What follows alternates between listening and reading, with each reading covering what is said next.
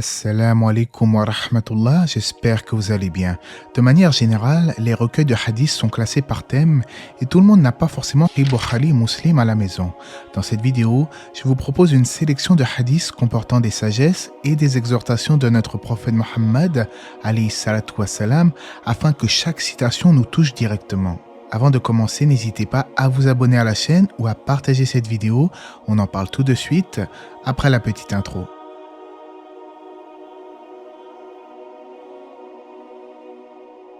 Certes, Allah ne regarde pas vos corps ni vos apparences, mais il regarde vos cœurs et vos œuvres. Tous les fils d'Adam sont pécheurs, et les meilleurs des pécheurs sont ceux qui se repentent. Ô vous les gens, repentez-vous à Allah et demandez-lui pardon. Certes, je me repens 100 fois par jour. Rappelez-vous fréquemment celle qui détruit les plaisirs. Ce qui fait entrer le plus de gens au paradis, c'est la crainte d'Allah et le bon comportement. Il entrera au paradis des gens dont les cœurs sont comme ceux des oiseaux. Chaque individu sera ressuscité dans l'état où il se trouvait lors de sa mort. Le meilleur des hommes est celui qui vit longtemps et fait de bonnes œuvres. La valeur de ce bas monde en comparaison de l'au-delà est semblable à ce que l'un d'entre vous retire de l'océan lorsqu'il y plonge son doigt, qu'il regarde donc ce qu'il en retire. Hâtez-vous d'accomplir des bonnes œuvres, car il viendra des périodes de troubles et de tentation, telles des parties d'une nuit sombre. L'homme s'y trouve croyant le matin et mécréant le soir, ou croyant le soir et mécréant le matin. Il vendra sa religion pour les biens éphémères de ce bas monde. Il y a deux bienfaits à propos desquels beaucoup de gens sont perdants, la santé et le fait d'avoir du temps libre. C'est-à-dire que beaucoup de gens ne connaissent pas la valeur de ces deux bienfaits et n'en profitent pas pour accomplir de bonnes actions. Puis, au moment où ces deux bienfaits disparaissent, ils regrettent d'avoir perdu leur vie dans ce qui n'est pas bénéfique.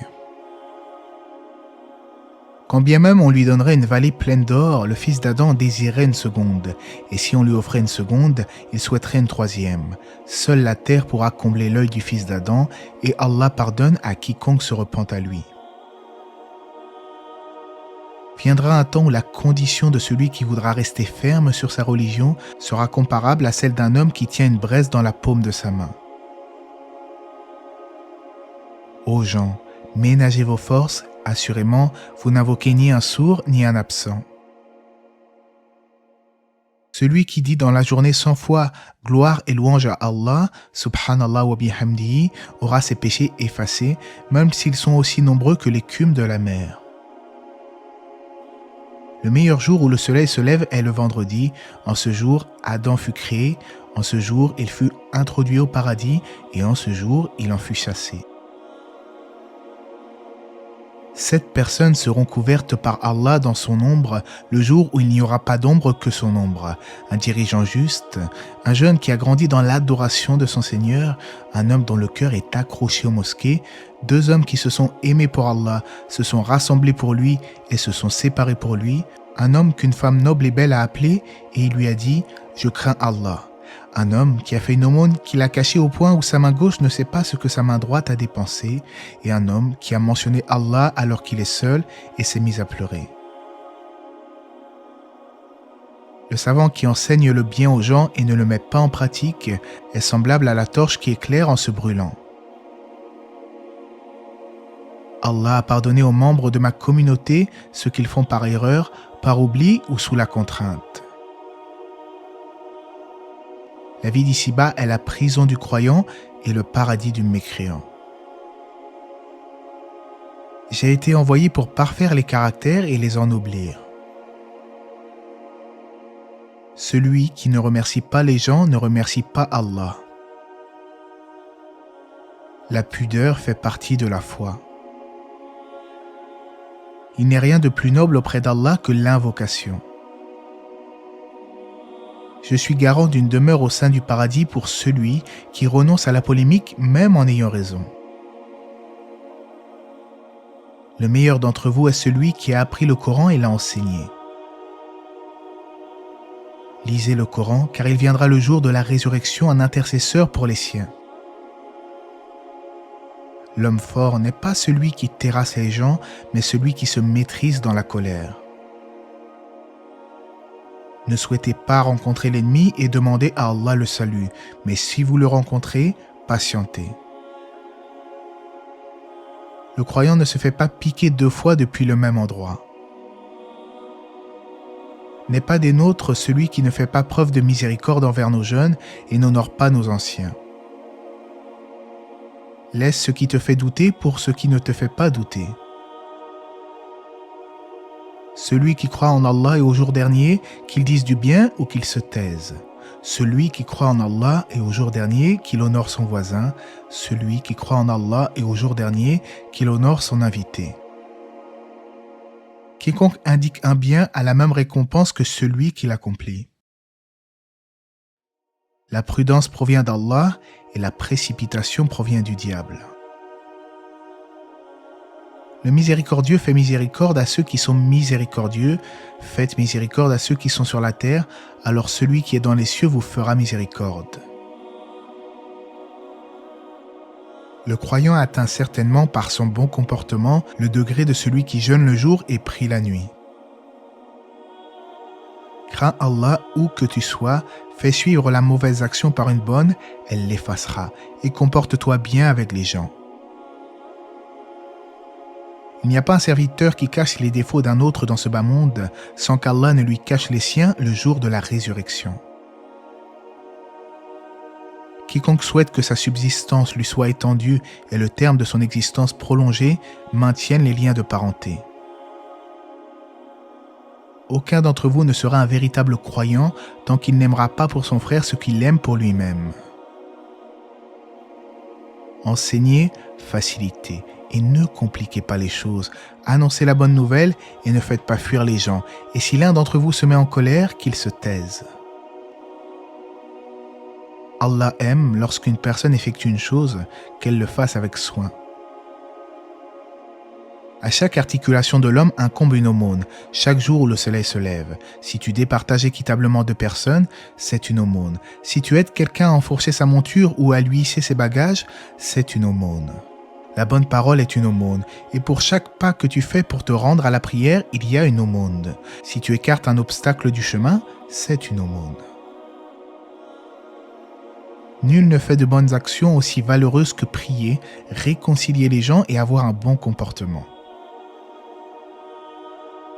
Protégez-vous de l'enfer, ne serait-ce qu'avec la moitié d'une date donnée par charité. L'homme est récompensé en donnant à boire à sa femme. Le meilleur d'entre vous est celui qui est le meilleur avec les femmes. Le croyant ne doit pas détester sa femme, car si un comportement en elle lui déplaît, un autre lui plaira.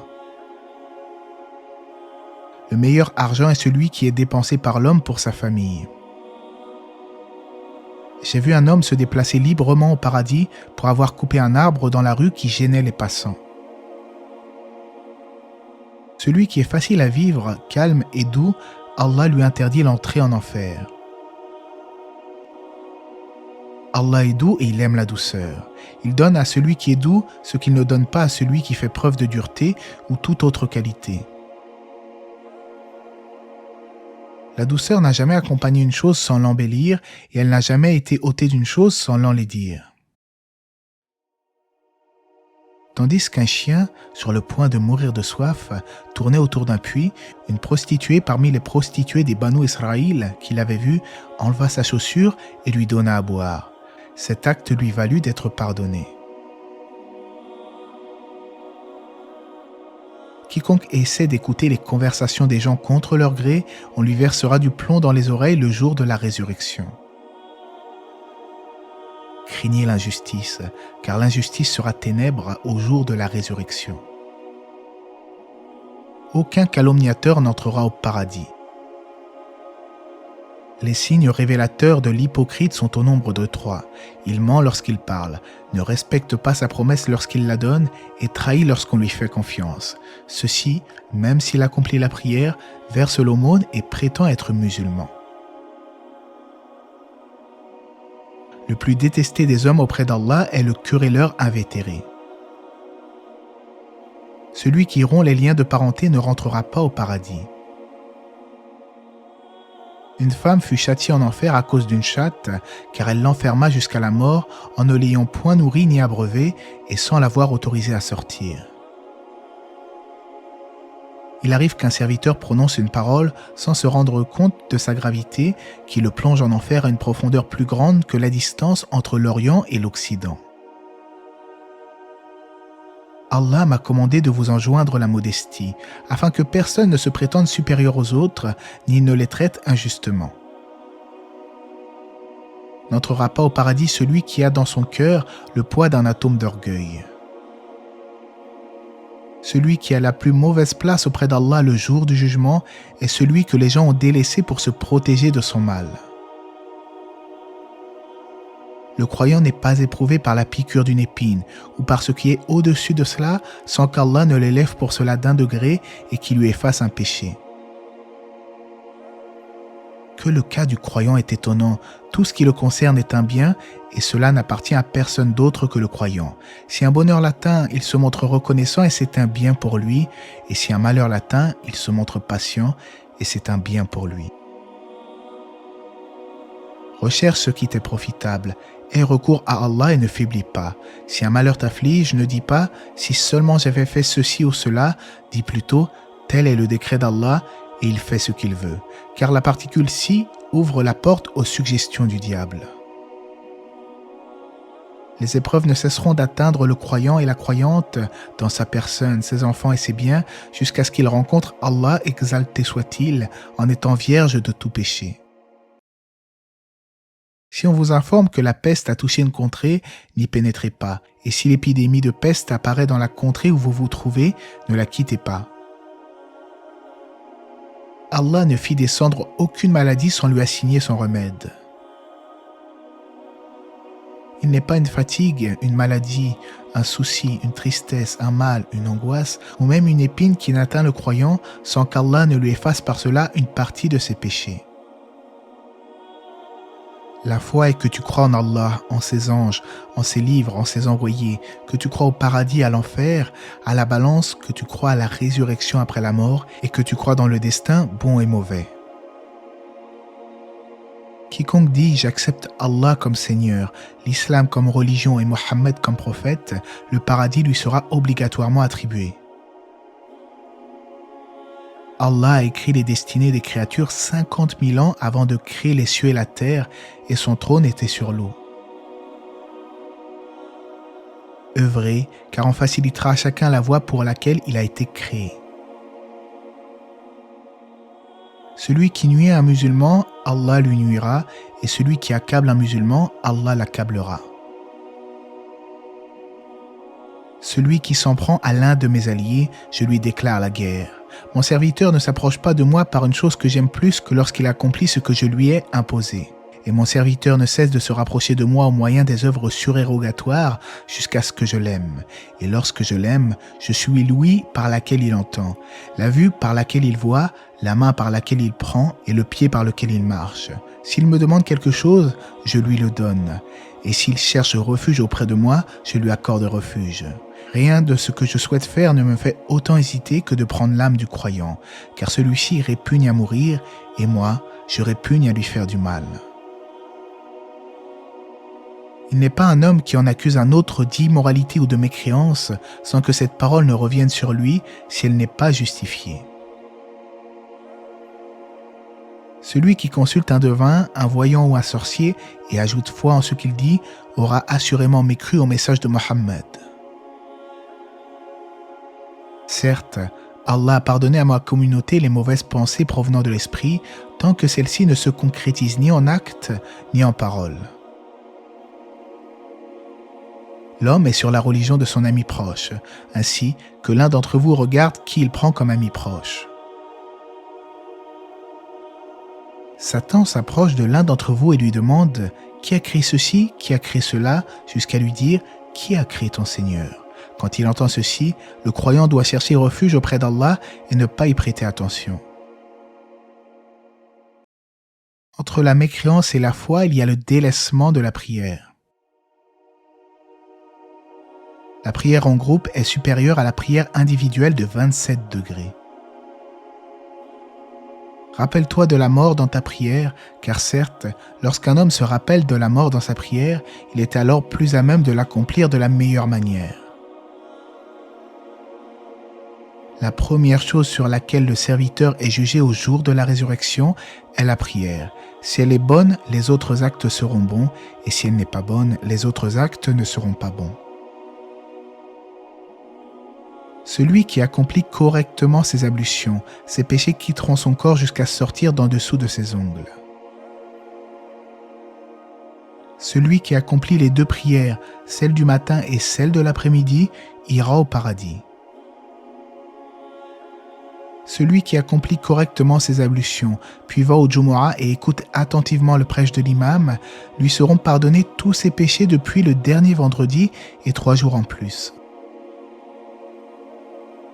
Ô vous les gens, votre Seigneur est unique et votre Père est unique. Vous descendez tous d'Adam et Adam provient de la terre. Assurément, le plus noble d'entre vous auprès d'Allah est le plus pieux, et l'arabe n'a pas plus de mérite que le non-arabe, sauf s'il se distingue par la piété. Certainement, si Allah guide un seul homme par ton intermédiaire, c'est mieux pour toi que de posséder des chamelles rousses. Notons qu'à l'époque du messager d'Allah, les chamelles rousses faisaient partie des biens les plus précieux.